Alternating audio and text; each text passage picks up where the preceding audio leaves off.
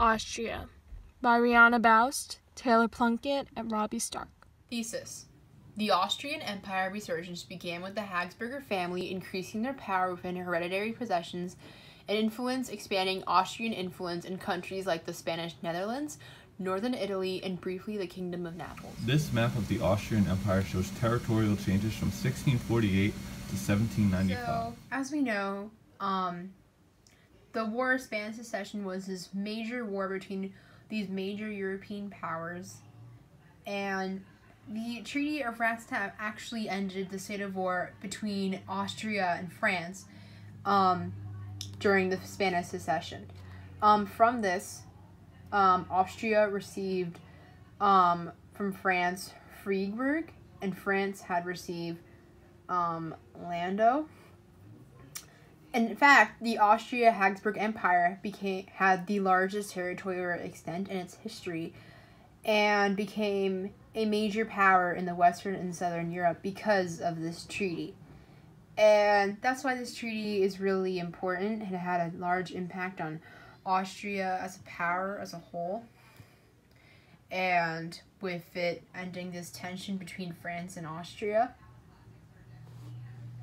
And that's why this treaty is important. What was the role of the nobility in Austrian society? Generally, nobles had a very high way living of life, and they were very privileged, especially in Habsburger-ruled lands in the 18th century. Because of this, as it says that when they lived in Austria, they owed allegiance to the dynasty and were basically part of Austrian aristocracy. They had these similar types of benefits in other countries that were Habsburg ruled, including Bohemia, Hungary, Croatia, and Poland. And because nobles were not really, it was really hard to differentiate a Polish noble from an Austrian noble. They could definitely travel a lot and be a part of different aristocracies and dynasties and such. Because of this allegiance, the Habsburger relied on the local nobility's cooperation in helping their extensive problems with their different territories, as mentioned before, like Bohemia, Hungary, and Croatia, Poland, including Austria as well. So that was really the role of the nobility at that time in the Austrian society. Why is the Austrian Empire considered a multinational empire? Austria was considered a multinational empire for its diverse population. It controlled territories that were home to many different ethnic groups that were separated by borders.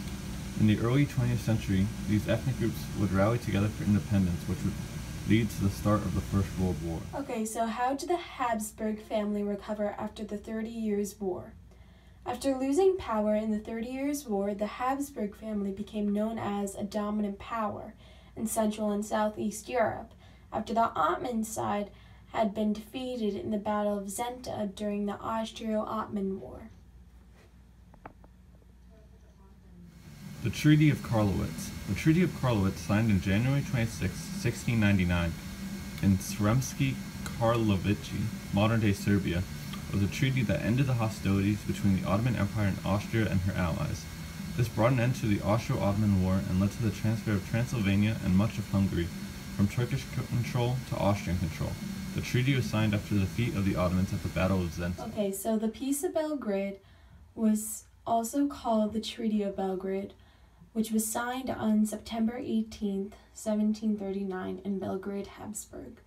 It was signed by the Ottoman Empire and the Habsburg family, which ended the Austro-Turkish War.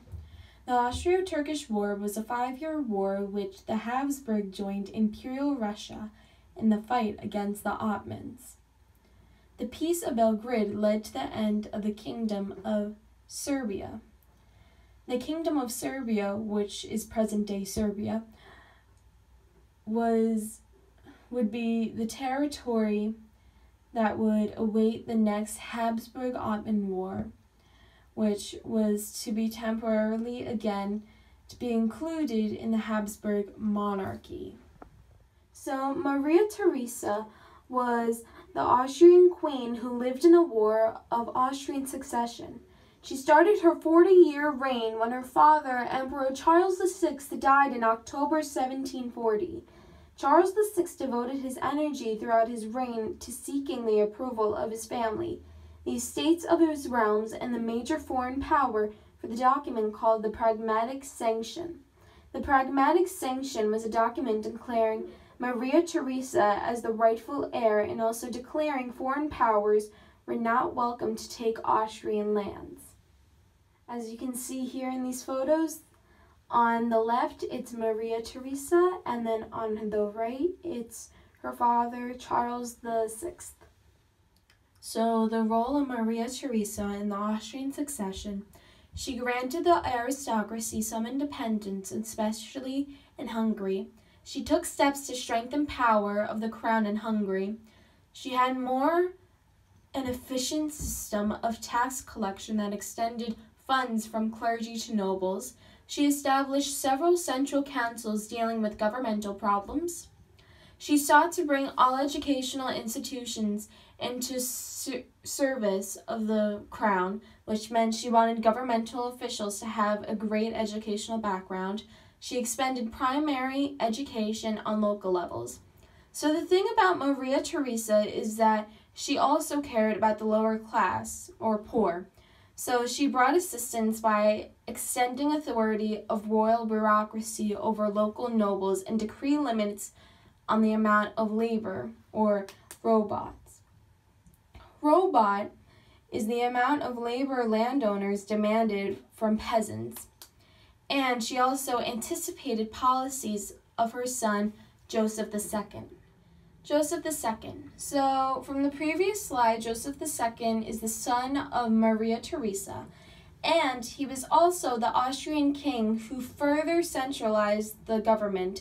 He expanded Austrian territory and favored a policy of toleration.